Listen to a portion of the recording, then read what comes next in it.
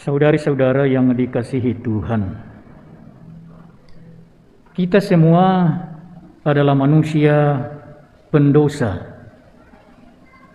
Tidak ada satu orang pun dari kita yang dapat dengan bangga mengatakan, aku orang suci, aku kudus, aku tanpa celah.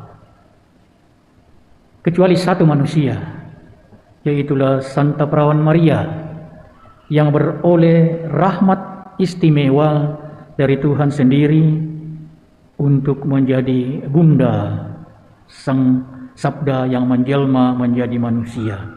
Tetapi di luar itu, setiap manusia adalah manusia berdosa.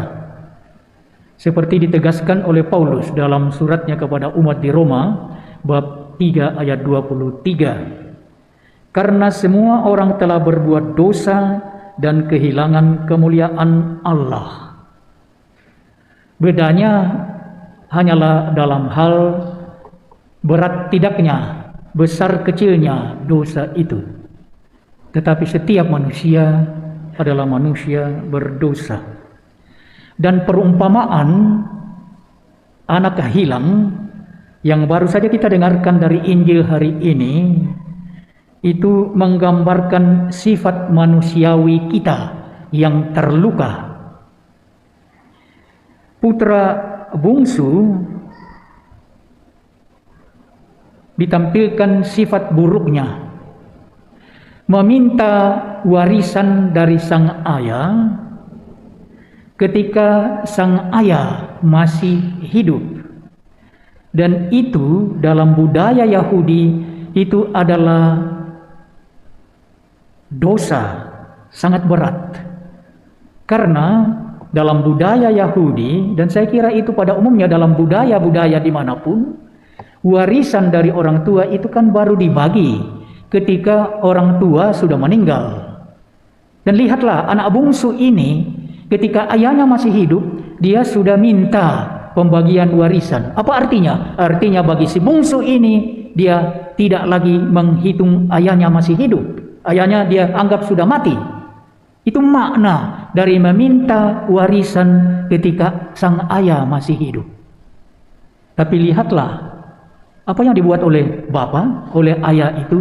Dia memenuhi permintaan dari si bungsu. Dan setelah mendapatkan warisannya, dia meninggalkan rumah. Dia meninggalkan keluarganya untuk berfoya-foya dengan ambisi pribadi di tanah yang jauh. Itu sifat si anak bungsu yang ditampilkan pada awal. Sebaliknya, si anak sulung tampaknya adalah anak yang baik. Dia selalu ada di rumah, melayani ayahnya. Dia hemat dari dalam harta benda keluarga. Dia tampil anak yang baik. Tetapi dalam perjalanan kisah selanjutnya hanya menjadi terbalik. Setelah si bungsu mengalami nasib malang di tanah yang jauh, dia sadar, dia menyesal, dan dia berani mengambil langkah kembali kepada ayahnya. Tetapi untuk apa? Untuk tidak minta lagi diakui sebagai anak. Dia akan menyampaikan kepada sang ayah, "Bapa, aku telah berdosa terhadap Bapa dan terhadap surga. Tak layak lagi aku disebut anak Bapa. Jadikanlah aku salah seorang pelayan di rumah Bapa." Itu perubahan yang mendasar yang ada pada si bungsu. Dan lalu dia pulang.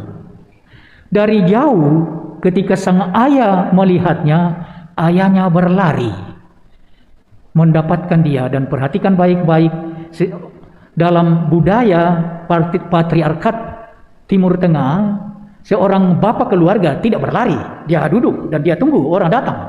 Tapi bapak ini melanggar lagi kebiasaan dan adat istiadat itu, berlari untuk menemukan dan merangkul si anak yang sebetulnya sungguh berbuat dosa yang sesungguhnya sangat berat itu. Dan dia berkata kepada ayahnya, "Bapa, aku telah berdosa terhadap Bapa, tak layak lagi aku disebut Bapa. Tolong terima saya sebagai salah seorang pelayan." Apa reaksi ayahnya?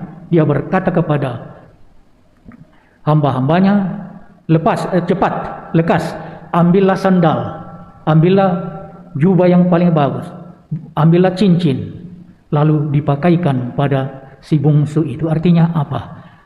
Ayah mengembalikan martabat si bungsu sebagai putra dari keluarga itu. Tetapi tidak itu saja. Diadakan pesta besar. Luar biasa. Itulah sikap seorang ayah. Ayah yang berlari menjemput anaknya yang telah hilang. Sebaliknya dengan si sulung. Si sulung ketika adiknya tiba, dia sedang ada di ladang. Ya, dia bekerja. Tetapi ketika dia mendekat, pulang dan mendekat di rumah, dia mendengar bunyi-bunyian. Lalu dia panggil seorang hamba dan dari sana mendapat penjelasan mengenai apa yang sedang terjadi. Dia marah. Dia tidak mau masuk ke rumah. Lalu ayahnya keluar dan berbicara dengan dia. Apa jawab si sulung? "Telah sekian lama aku bersama-sama dengan ayah, melayani ayah, tetapi dan belum pernah aku melanggar perintah ayah. Tapi belum pernah ayah memberi aku seekor anak kambing pun untuk bergembira bersama dengan sahabat-sahabatku. Tetapi baru saja anak bungsu ayah yang sudah berbuat laknat itu kembali, ayah menyambutnya seperti ini." Dan apa jawab ayahnya? "Nak, engkau selalu bersama-sama dengan aku, dan segala milikku adalah milikmu. Kita patut bergembira karena adikmu yang hilang ditemukan kembali. Adikmu yang sudah mati hidup kembali. Lihatlah keaslian dari si sulung. Pada tahap pertama kelihatannya baik-baik, setia, tidak melanggar apapun. Tetapi ternyata dia mempunyai hati yang arogan, yang sombong. Dan sikapnya itu tidak saja membuat sedih sang ayah, tetapi menyebabkan keretakan, perpecahan dalam keluarga. Itu sikap si sulung yang merasa orang baik. Ternyata adalah juga manusia kropos, manusia sombong, manusia arogan. Jadi lihatlah, benarlah bahwa tidak ada dari kita manusia yang suci murni. Kita manusia penuh kelemahan. Kendati pun kita seringkali berbangga diri, aku manusia baik, aku tidak pernah berbuat sesuatu yang salah. Tetapi kesaksian yang diberikan oleh si sulung dalam kisah ini itu sebetulnya mewakili kita semua. Ketika kita menjadi manusia yang merasa baik, merasa tidak ada kesalahan, merasa tidak ada kelemahan, hati-hatilah. Kita adalah manusia turunan Adam, manusia yang penuh kelemahan, manusia yang berdosa. Dan oleh karena itulah sesungguhnya saya kira tepatlah kalau ada ahli kitab suci yang mengatakan sebaiknya perikop tentang cerita ini yang diberi dalam kitab suci kan anak hilang, sebetulnya harus diberi judul yang tepat, ayah yang baik. Ayah yang tidak pernah akan membuang anaknya walaupun si anak berbuat laknat terhadap dia. Dia tidak pernah akan membuangnya. Dia akan mengharapkan supaya anaknya itu dia bisa dapat kembali. Dan itulah ayah dalam Injil pada hari ini. ayah yang sudah dihinakan dengan dianggap oleh si bungsu sebagai tidak ada lagi, sudah mati dengan aksi meminta warisan ketika dia masih hidup. Ayah itu jugalah yang berlari menyongsong dan merangkul.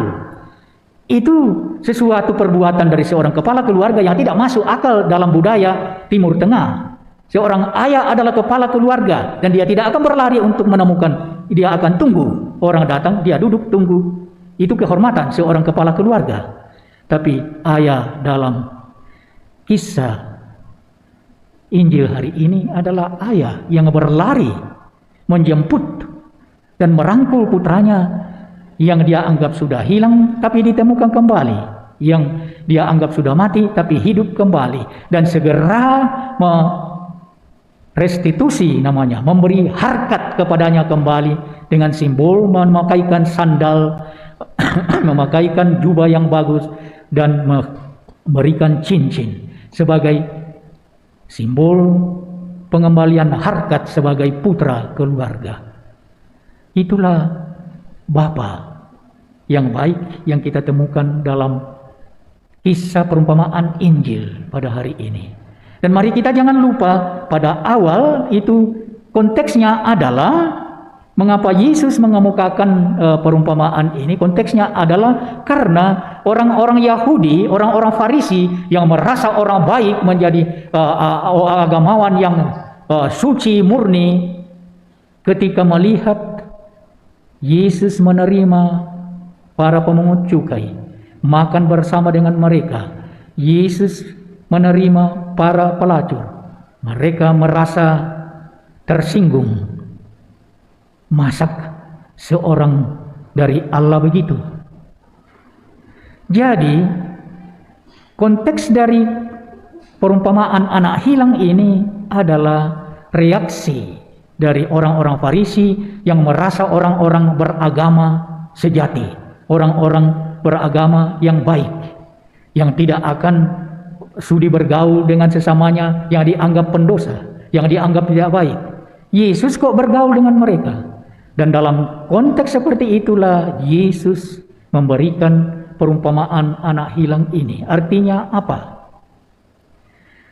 Artinya bahwa berbahagialah kita yang percaya kepada Yesus Kristus, karena kita memiliki seorang Bapa, seorang ayah, seperti yang dikisahkan, digambarkan dalam perumpamaan kisah Injil pada hari ini.